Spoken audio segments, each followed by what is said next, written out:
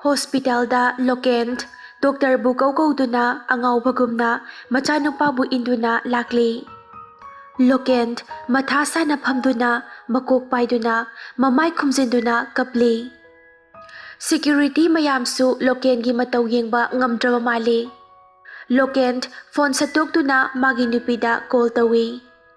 Somdana thaza wakhal nungaitana gate hangdorai hostelgi khanghaudana khupak nga tharai. Thaza mamaido pairaga yengkhalai mairabana ngasaidagi kaida chalui laijana halakhraga nang halaktribasina kaigi ha. Thazana da ai thabak ama leidana thengdokre. Mairabana maga chatmina wadro somda nang laktabada pabungna kayada wazaba nang sukhangliba natro. Thazadi laizabu magi mamanabi asengmani khanduna laizabu kanjari mabu ngaibiramdrabaso. Mairabana pung kayada hostel se chang ohai hayo. Thaza kaisu hairamda kapkaptuna chensinki magi kada. Mairaba hauzikti thazana pungsada chatpa adu mahak pamdrabani adugi asumna nganglibani. Khanghaudana thakiba khanghaudana ngangkhiba adu ningsinglaga mairaba yamna nungairaktre. Kaptuna mapi sinthana imungda changki mairaba. Somdana langi mama leisi hospital tamna chelakli koiki thirakli Lokenbu. Lasta ure kachin amada phamduna mamainon thaduna makok paiduna kapaga leiba adu. Leisi chensinduna mapuroibagi manakta phammi. Lokent thokiba pumnamak leisida loina tamle. Leisi khangan handoi aduga kari aigi ichabo nongmata mingonda landaba lairikta paduna leisaba aigi ichana adum matauba ngammi haiduna adunai ka tauba yabrane aduga moi babana phamnaiba ama oiraga kaisu tawramdaba. Lokena leisi ngammi haiduna tauba aidi pamde aina ngasi sigi phibamse yoroknaba honarakpada ai kyam wana yorakhi khangliba natra. Mi machagi kok aingonda pande ngammi haiduna tawribado moibu ngamba ama laktuna makhoibu soidana waraklakhini. Makhoi ani kapminari leisina moi baba nangse angakpani leibak miyamna phangamdraba phamsu pairiba aduga nachabu thina phurakla phau ngakpiraga laiba nangi pukchelse angakpani moi baba. Lokena aigi ichase hatpa makti hatedana makhoina sidrabadi yarabani ngakpiba haibasina miyoibagi pumnamakni siramlabadi aina lema thagadro makhoibo. Leisi upai leita Lokenbu konduna kapchari asumna ngahaki matungni. Operation loiduna thoklai Loken chensinjai doctor gi manakta aduga doctor angangi phibambo. Doctor na aikhoisu best level da honabane ado kanbadi ngamle adubu makokta ka hena sokhibana gyan tarakani tara oi haibadi haiba ngamsetre isor khurumse. Lokent tumbina leptuna leizahawi leisina moyaba yareba adumna amuk nathwai sondabiragano seba kaisu tawdre hairisidi doctorna. Mapuroibabu themjinjai Lokent tumbina leizari aduga inthorakliba machagi haksangdo induna bed amada pusili. Asumna matamna sumsum haukhibana numidangi matam oisilakle. Thaza laijasu wa amata ngangnade ka adugi table amamamda phamduna leinari. Laija thazada yengjai thazadi wasu ngangde kapmanbana masado yadre chaksu sade ayuktagi. Joyna ibungo thazaga laijaga dubu ngasigi mawa mapaw amata tade kaidawraba jano. Mairabana khangdida pabung kaidawrabano ado pabung ai makhoi anibu semlage haina leple matik chaba mi amamam ohelage haina. Joyna adudi yamna phaba wanina makhoi ani gyan su yamna taba thabak chilhau thidaba honaba kanba ngaktani. Mairabana aina hana leiramba mafam aduda leihanduna makhoi ani larik makha tamhalage lepe pabung. Joyna hoi hoi adusu yamna phai makhoi anida amuktadi hangkho. Joy mapana thoklaktunna kauri Laiza Thazabu. Thaza, Laiza, nakhoibu tabro? Laizana, taye pabong, kaidaurage? Joy na, nakhoi ani amukta laune. Thaza mahakti kauriba adu tai adubu adum kaptuna leiri. Laiza Thazagi manakta changduna kaidaurabage bai adum kaptuna leirabade.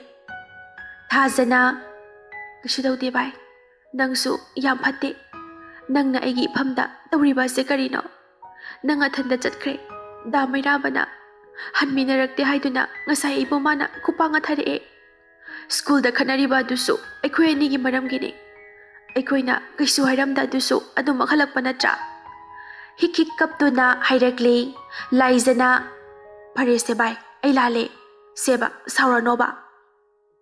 Asumna makhoi ani Joy gi manakta lai. Thazadi mamai adu lukthana changaktuna phammi. Joy na nakhoi ani result hek haidokpaga nangda mairabana nakhoi ani achauba matik chaba mamam ohenningle hairi. Aduna nakhoi mana hana leiramba maphamda lairik makha tamthananaba hairi kamdauba. Laizadi haraubana loire mapalamda changani haibaduda aduga hoi pabong yaye.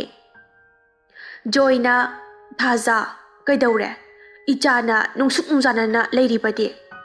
Thazana pabong ai sida adum tamgeda paisa su mayam changani ada tamba haise migi mateng pamde. Mairaba sat hawgatuna adudi aikhoise mitopni khanba natra nangna phare adudi nangi auto se ai thawani nongmagi talakpa seldo pigani nangonda aduga tharake. Thaza mairaba saure khangduna wa makha tade khamba ngamda milu pirangsu sintharakli. Mairabana ngamloi hairabadi aina pamliba sige ai sigani haiduna changkhige tawi. Thaza sat hawgatuna da ai yarage kaptuna hairekli. Mairaba mamai onthoki exam result hek phangbaga changhiga dawbani nakhoi ani hairamlaga mairaba sauna magikada changhi. Joy na nakhoina matik chaba mi amamam oikhiba aduni aina pamliba se. Nakhoi ngamnanaba tawko chacharo. Asumna Laiza Thaza mogi ka tamna changkhre. Somdana mamit tapna panglai land. Laisina ibunga mito tapna pango. Lanna nakhoi buganano sulakano aingonda. Kanna laurai land. Laisi mapi tapna sintharakli machagi matau aduda machinda nungsina sonjai imagi lan. Lokena ibunga kaidaurage se hayo kaidaurage ichabo. Lanna kanano noi bo koirau laurai land. Lokent machabu phananaba honari aduga doctor busu kanna kawi. Laisi mapi sat taithoaga doctor kauba chenki. Lokent kanna phari machanupabu aduga ibunga kaidaurage se kaidaurage ba khanghauda makoktu land phaklangda yaiseli. Doctor chensilai. Doctor na injection amata piyo 6 star yam thuna angangse. Nurse mayamna phari land aduga injection kapi. Tapna mamit uisinki land. Laisi lokengi manakta changraklaga muyoba kay matawno ngasi ang ipinpangda uriba sibo. Ngasi phawba aini icha sinaragpane adubu khanghawdaba mikup amada aigi icha mangba tarabra. Doctor na adumna haibigano aikhoisu ngammanaba honajage kai tawriba aikhoi nainajage. Asumna Lokent Laisi kaptuna machagi beta machabu yengduna leizari. Somdana ahing thenglak matamni. Thaza tumba yadana adumak leiri table da phamduna laizadi isisina tumthakre. Thazana landubu kaisu soktraba sala magumba midi atangbani haibayai. Mapa aduk chauna thabak tawra phawba lairabani haiduna adumak apangba saduna leiba. Aduga ngasina aigidamak ai hayengdi mabu unarukige.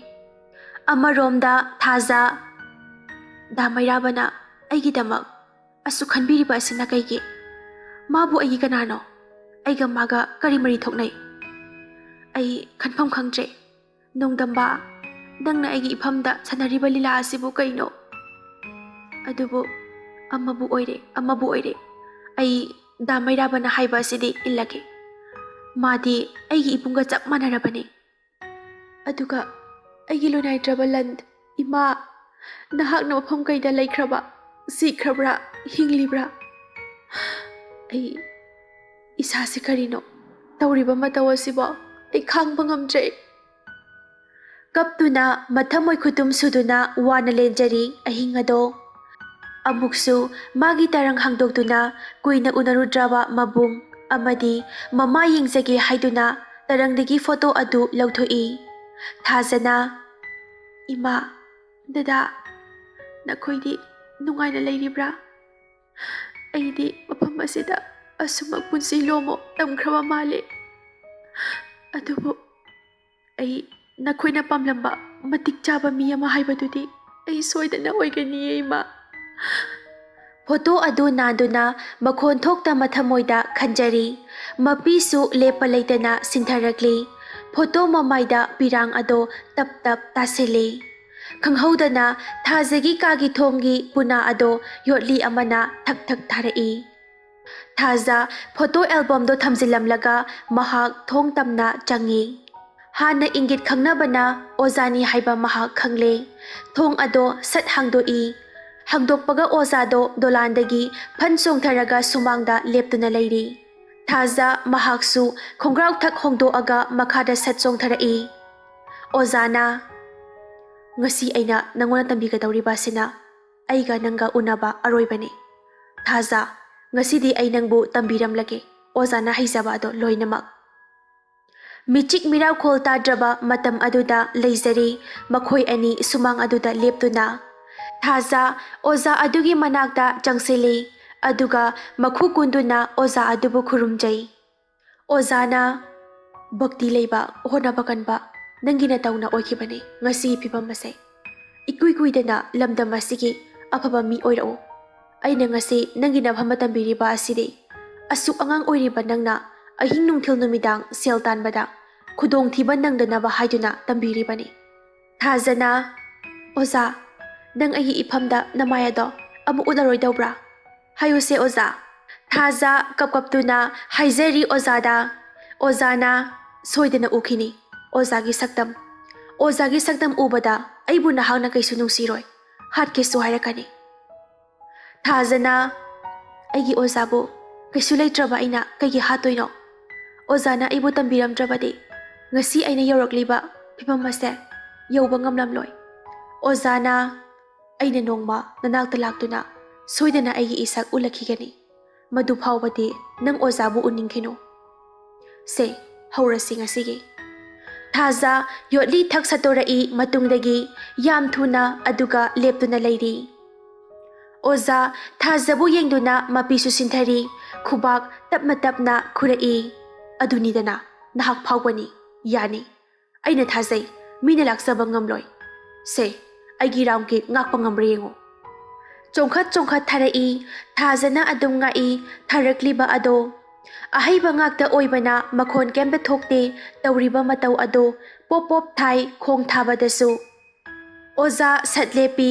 aduga Thaza ngasi aina nangina phamda step amakhak tambiramge masina nangna aigi sakse uraba kanda khanguko sungoi soidana nongma nattraga nongma Oza nattraga nang anigi marakta lanjawa madi soitrabani maduna aina hana nangbo tambiribani Thaza Oza haiduna machinda tapna sonjai Ozana nahaki khongtang khuding aina senari kaisu khangano awaba kaisu taroi matam leiba khibikta mina henjel haloi nang Ozana nang bunung siba makta oirabadi yoli ado aingonda lango hoi Oza Thaza lango Thaza sat langi mamaida sat yoli duna thaki I jar tarai Oza ado Thaza chensili Ozana changakanu haiduna khut khalai yare tariba I ado yotlida nangi Ozagini ꯌꯣꯠꯂꯤ ꯑꯗꯣ ꯂꯨꯅ ꯊꯝꯃꯣ꯫ ꯁꯠ ꯑꯍꯨꯝꯂꯛ ꯎꯡꯉꯤ ꯌꯣꯠꯂꯤ ꯊꯨꯅ ꯃꯈꯣꯟ ꯑꯃ ꯇꯥꯔꯛꯈꯤ꯫ ꯑꯣꯖꯥꯅ ꯊꯥꯖ ꯍꯥꯏꯔꯝꯂꯒ ꯌꯥꯝ ꯊꯨꯅ ꯆꯦꯟꯈꯤ ꯆꯣꯡꯗꯨꯅ ꯅꯥꯀꯟꯗꯒꯤ꯫ ꯑꯣꯛꯇꯕꯤ!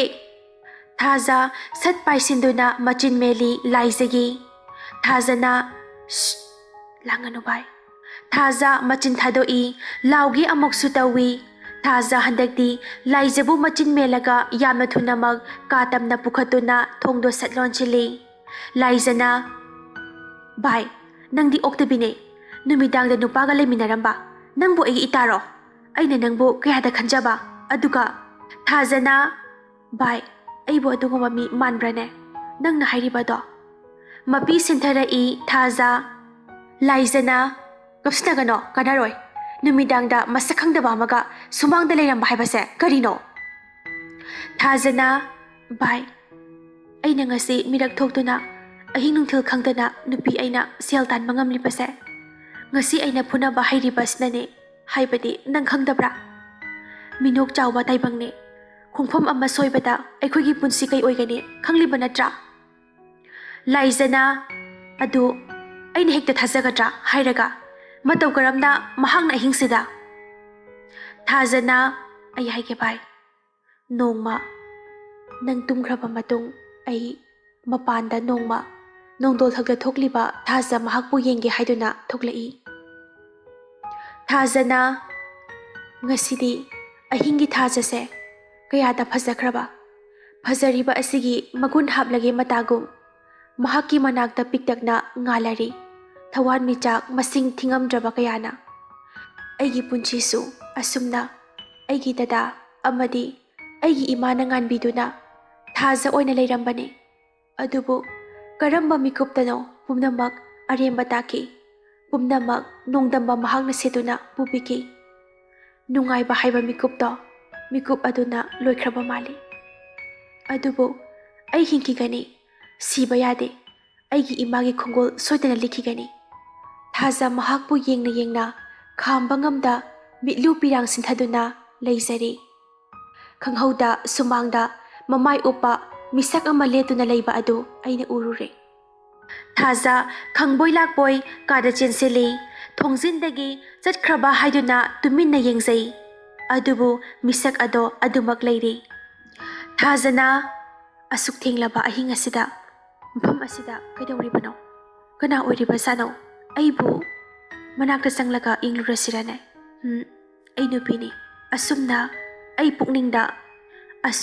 ꯄꯨꯛꯅꯤꯡꯗ ꯌꯥꯝꯅ ꯀꯤꯖꯕ ꯑꯃꯁꯨ ꯐꯥꯎꯈꯤ꯫ ꯊꯥꯖꯅ ꯍꯦꯔꯥ ꯏꯃꯨꯡꯗ ꯁꯤꯕꯨ ꯀꯅꯥꯅꯣ ꯍꯥꯏꯕꯗꯨ ꯌꯦꯡꯒꯦ, ꯂꯥꯏꯖ ꯍꯧꯗꯣꯛꯁꯤꯔꯥ? ꯇꯨꯝꯃꯤꯁꯤꯕꯨ ꯑꯁꯨꯛ ꯅꯨꯡꯉꯥꯏꯅ, ꯁꯤꯔꯕꯁꯨ ꯏꯊꯟꯗ ꯁꯤꯒꯅꯤ, ꯃꯤ ꯀꯩꯀꯩ ꯌꯥꯎꯒꯅꯤ? ꯊꯣꯡꯗꯨ ꯁꯠ ꯍꯥꯡꯗꯨꯅ ꯗꯣꯂꯥꯟꯗꯨꯗꯒꯤ ꯁꯨꯃꯥꯡ ꯇꯝꯅ ꯊꯧꯅꯥ ꯐꯅ ꯀꯨꯝꯊꯔꯛꯏ꯫ ꯊꯥꯖꯅ ꯃꯃꯥꯏ ꯎꯞꯄ ꯅꯨꯄꯥ ꯑꯗꯨꯒꯤ ꯆꯞ ꯆꯥꯅ ꯃꯥꯌꯣꯛꯅꯗꯨꯅ ꯂꯦꯞꯇꯨꯅ ꯂꯩꯔꯤ꯫ ꯊꯥꯖ ꯑꯁꯨꯛ ꯊꯦꯡꯂꯕ ꯑꯍꯤꯡ ꯑꯁꯤꯗ ꯂꯥꯛꯂꯤꯕ ꯅꯪꯕꯨ ꯀꯅꯥꯅꯣ? ꯑꯣꯖꯥ ꯑꯗꯨꯅ ꯑꯩ ꯃꯐꯝ ꯑꯁꯤꯗ ꯅꯪꯒꯤ ꯄꯥꯕꯨꯡ ꯖꯣꯏꯅ ꯍꯥꯏꯕꯒꯤ ꯃꯇꯨꯡ ꯏꯟꯅ ꯅꯪꯕꯨ ꯑꯩꯅ ꯐꯨꯅꯕ ꯇꯝꯕꯤꯕ ꯂꯥꯛꯄꯅꯤ꯫ ꯊꯥꯖ ꯍꯥꯏꯔꯛꯂꯤꯕ ꯑꯗꯨꯗ ꯍꯔꯥꯎꯁꯨ ꯍꯔꯥꯎꯏ, ꯍꯥꯏꯖꯤꯟꯕ ꯃꯤꯅꯣꯛ ꯆꯥꯎꯕ ꯇꯥꯏꯕꯪꯅꯤ ꯍꯥꯏꯅꯁꯨ ꯈꯜꯂꯤ꯫ ꯑꯍꯤꯡ ꯈꯪꯗꯅ ꯒꯥꯔꯤ ꯆꯠꯄꯅꯤꯅ ꯍꯩꯖꯤꯜꯂꯕꯗꯤ ꯃꯤꯅ ꯂꯥꯛꯆꯕ ꯉꯝꯂꯣꯏ ꯍꯥꯏꯅ ꯋꯥꯈꯜꯗꯁꯨ ꯈꯜꯂꯤ꯫ ꯊꯥꯖꯅ ꯑꯁꯦꯡꯕꯒꯤꯔꯥ? ꯑꯣꯖꯥ ꯑꯣꯏꯒꯗꯧꯔꯤꯕ ꯃꯤꯁꯛ ꯑꯗꯨꯅ ꯀꯩꯗꯧꯅꯨꯡꯗ ꯃꯍꯥꯛꯀꯤ ꯁꯥꯇ꯭ꯔꯗ ꯑꯣꯏꯗꯕ ꯉꯥꯡꯂꯣꯏ꯫ ꯑꯣꯖꯥ ꯍꯥꯏꯕ ꯑꯁꯤꯗꯤ ꯑꯗꯨꯃꯛ ꯁꯦꯡꯅ ꯂꯩꯒꯗꯕꯅꯤ꯫ ꯁꯦꯡꯅ ꯂꯩꯔꯛꯇ꯭ꯔꯕꯁꯨ ꯑꯣꯖꯥ ꯍꯥꯏꯕ ꯁꯤꯟꯐꯝꯗ ꯆꯪꯂꯛꯂꯕꯗꯤ ꯁꯣꯏꯗꯅ ꯃꯤꯁꯛ ꯑꯗꯣ ꯒ꯭ꯌꯥꯟ ꯇꯥꯔꯒꯗꯕꯅꯤ꯫ ꯊꯥꯖ ꯍꯥꯏꯔꯛꯂꯤꯕ ꯋꯥ ꯑꯗꯨꯗ ꯈꯪꯂꯦ ꯑꯣꯖꯥꯒꯤ ꯋꯥꯉꯥꯡꯉꯤ ꯍꯥꯏꯕ꯫ ꯊꯥꯖꯅ ꯑꯗꯨꯗꯤ ꯑꯣꯖꯥꯅ ꯍꯩꯖꯕ ꯑꯃꯇꯪ ꯎꯠꯄꯤꯌꯨ ꯑꯩꯒꯤ ꯃꯥꯡꯗ꯫ ꯑꯣꯖꯥ ꯑꯗꯣ ꯍꯥꯏꯐꯦꯠ ꯅꯣꯡꯊꯛꯇ ꯃꯃꯥꯏ ꯑꯗꯣ ꯅꯣꯟꯈꯠꯂꯤ, ꯑꯗꯨꯒ ꯅꯪ ꯌꯣꯠꯂꯤ ꯄꯥꯝꯕ꯭ꯔꯥ ꯊꯥꯡ ꯄꯥꯝꯕ꯭ꯔꯥ, ꯀꯔꯝꯕ ꯄꯥꯝꯃꯤ? ꯊꯥꯖ ꯉꯥꯏꯍꯥꯛꯇꯪ ꯈꯜꯂꯤ꯫ ꯊꯥꯖꯅ ꯊꯥꯡꯗꯤ ꯃꯅꯥꯛ ꯅꯛꯇ꯭ꯔꯕꯗꯤ ꯌꯥꯔꯣꯏ, ꯑꯗꯨꯅ ꯌꯣꯠꯂꯤꯅ ꯐꯩ꯫ ꯑꯣꯖꯥ ꯌꯣꯠꯂꯤ ꯄꯥꯝꯃꯦ ꯑꯩ꯫ ꯑꯣꯖꯥ ꯑꯗꯨꯅ ꯌꯣꯠꯂꯤ ꯑꯃ ꯁꯠꯇꯣꯔꯛꯏ꯫ ꯍꯦꯛ ꯎꯕꯗ ꯌꯣꯠꯂꯤ ꯑꯗꯣ ꯑꯆꯝꯕ ꯃꯥꯟꯗꯦ, ꯃꯔꯩ ꯀꯣꯜꯂꯤ, ꯃꯆꯤꯟ ꯇꯨꯝꯕ ꯃꯥꯟꯕ ꯀꯌꯥ ꯃꯄꯥꯟꯗ ꯌꯥꯎꯔꯤ꯫ Yotli ado pairaga sangna sat launa langi aduga masa ado phan chongkhatuna yotli ado huru ungduna langi. Thaza masak khangdaba mi adu yenglaga noksu nokning kapsu kapning anigi langdaida leizari munna yengduna. Thazana tokpiro. Oza satlepi. Thaza satchenchili masak khangdaba amubatana masa adu uppa adugi manakta. Aduga oza aibu amuktadi ozana hairiba adugumna hayanbiyo. Soidana aina haijab pumnamak nangi nafamda akhakpa leitana tambigani. Adubu aina haiba amatangdi nangna yaba tai. Thazana yagani. Hayo ozana haiba soidana yagani. Oza aduna hauzik nate nongma nattraga nongma haigani. Aina aigi haijaba ase nangona tamlaba tung hairaba matung aina bor ado nangi nafamdagi nigani. Adubu jiraba tanjada soidana nangi nafamdagi nigani. Nang yagadra. Thazana soidana yagani. Oza aduna okay nangi mingdi. Thaza kawi oza gidi. Aigi maming ai kanano haiba ado nongma nattraga nongma soidana khanglakani. Wagano ngaibu ngairaba ngaiba adugi awabadu soidana kokani. Thaza makhu khuda kunduna tapna machinda oza sonduna khurumli. Thaza hikik kaptuna warido liri laizada. Laizana thaza bu yengzarai aduga manakta changi. Laizana hauzik phauba misak ado kanano khangdribra. Khangdri misak ado kanano haiba ai ngasi phauba khangdri. Laizana khanglakigani mahak kanano haiba mahaki adugumna haiba miyama ai hana ukre chap manai. Thaza laizagi manakta thuna changsili. Hayo kadaida urino khangbra nang. Laizana bai ai wase toklase nasado soklani tumanaba tawrase ai nongma haige kaukre ningsingba ngamdre. Upai leitre thaza phare tumlase. Ahing ado haukhini khanbada wazai. Thaza khangningbanasu langtaknai. Laizadi tumkhre. Thaza laizabu yengzai. Ngasi aigi asengba se hairamdrabadi ai kari oigane. Aigi punC kalakpa dayu hena kadomda masak khangdaba mana kana. Da mairabana aigi kana. Lanna kana. Khanduna leiri. Thaza phamlambadagi tumba yadi haiduna mapanda thaza yengi haiduna thong hangdokpada.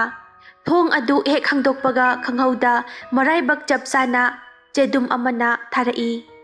Thazana ayo maraibakta nanjai che ado phaktoktuna yengi.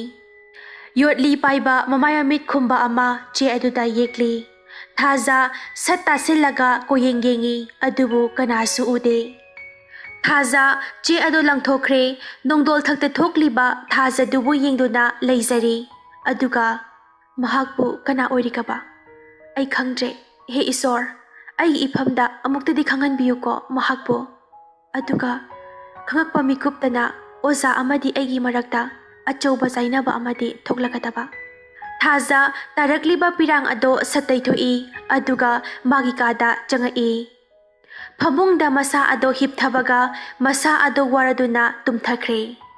Asumna amamba ahingi matam adu loiduna anganba haiba mahak amuk yauraklaba mali. Prithibigi khongzat matung ina nongdol thakta miyoi ba kayagi mangal piriba numit haiba mahak thulakli.